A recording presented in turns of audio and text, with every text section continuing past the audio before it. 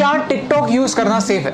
कुछ ही दिनों पहले TikTok crossed 1 billion downloads world wide. इसका मतलब है कि 1/7 of the world population is using TikTok. इस ऐप पर किस टाइप का कंटेंट होता है, वो क्या सोशल मैसेज देता है, वो अच्छा है या नहीं, ये सब बात की बात है। Right now I want to share with you something very dangerous that I discovered about TikTok. You think that I am making sense? इस वीडियो को शेयर जरूर कीजिए, क्योंकि इस वीडियो से किसी ना किसी को हेल्प हो सकती है। आज एक्चुअली मैं बहुत एडवेंचरस फील कर रहा था, तो मैंने टिकटॉक डाउनलोड किया और मुझे एक काफी अजीब चीज रियलाइज हुई। यू सी, जब आप कोई वीडियो रिकॉर्ड करने की कोशिश करते हैं, तब टिकटॉक आपसे आपकी कैमरा की, ऑडियो रिकॉर्ड करने की और SD कार्ड एक्सेस करने की परमिशन मांगता है। ये सारे परमिशंस मांगना बहुत सारे ऐप्स में कॉमन होता है, लेकिन प्रॉब्लम उस चीज की है जिसकी परमिशन टिकटॉक आपसे मांगता नहीं है, लेकिन फिर भी डेटा आपसे चुराता है। That's your location.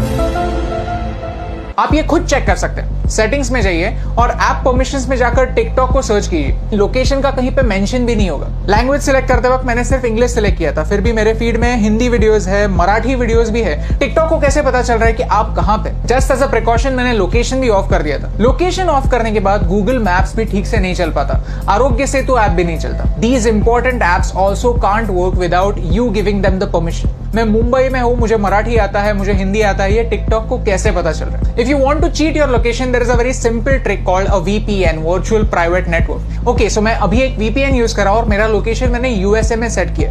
On YouTube all the ads that I am getting over here are from the US। So मैंने YouTube को ट्रिक कर दिया। एज यू कैन सी मेरा हॉटस्टार नहीं चल रहा है, और मजे की बात यह है कि अगर मैं टिकटॉक पे जाता हूं तो I can see all the same videos. So how is TikTok doing it? I found the answer.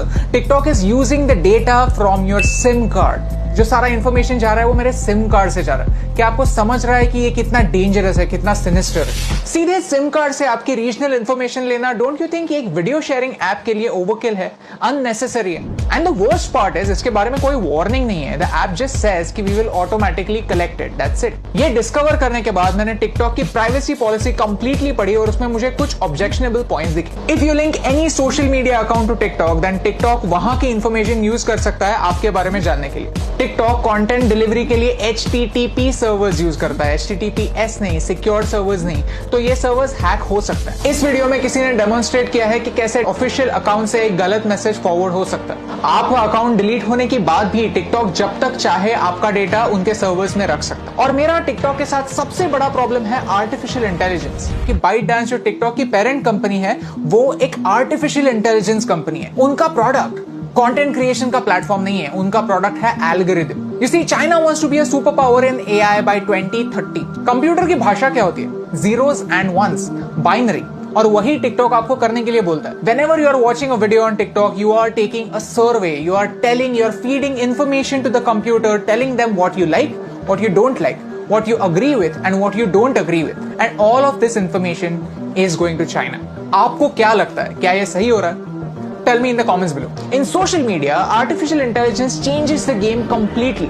Computer decide करता है कि आपको क्या देखना चाहिए और क्या नहीं देखना चाहिए। सर्च का ऑप्शन ना होने की वजह से प्लेटफॉर्म कंट्रोल करता है कि आप क्या देखेंगे, और ये एक बड़ा प्रॉब्लम है। ओके, सो चाइना पर आता है। चाइना में ऐसा लॉ है कि if you are a Chinese company, then you have to share the data that you collect with the Chinese government. And because of this, Indian ministry of defence ने armed forces को 42 apps अपने phone से delete करने के लिए कहा। India does not have a proper data protection act. We ourselves need to be extra safe. China में freedom of press है ही नहीं। पूरी प्रेस गवर्नमेंट के कंट्रोल में। Syria, Saudi Arabia, Afghanistan, Somalia, ये कंट्रीज भी फ्रीडम ऑफ प्रेस की scale पर चाइना से ऊपर आती हैं। और यही सारे रेस्ट्रिक्शंस उन सारे लोगों पर भी अप्लाई हो जाते हैं जो चाइनीज एप्स यूज करते हैं। Start talking about Tibet, start talking about Hong Kong, start talking about Taiwan. अगर आपका वीडियो स्ट्रेट अवे बैन नहीं हुआ तो वो ज्यादा लोगों तक नहीं पहुंचेगा। यू सी, आज चाइना को तिब्बत से प्रॉब्लम है, कल अरुणाचल प्रदेश से भी हो सकती है, लद्दाख से भी हो सकती है। If you can't talk about this stuff, how will you know about it? How will you raise your voice? And by using these Chinese apps, we are supporting China's version of the internet.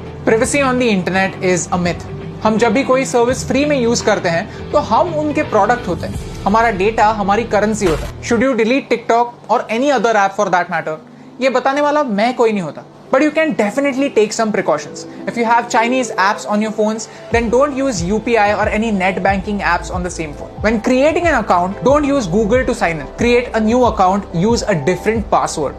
Cyber theft is real. Keep changing your passwords and keep your emails safe. If you go to haveibeenpawned.com, you can find out whether your personal information has been breached. All I want to say is this is not TikTok versus YouTube. I am giving you TikTok's example because TikTok is popular and you can check it yourself. If you are a TikTok creator, then this concerns you more than me because आपका data ज्यादा share हो रहा है. It's important for you to know कि China के products को सस्ता मत समझिए, चाइना के एप्स को फ्री मत समझिए, because everything comes at a cost. My question is, can you pay the price?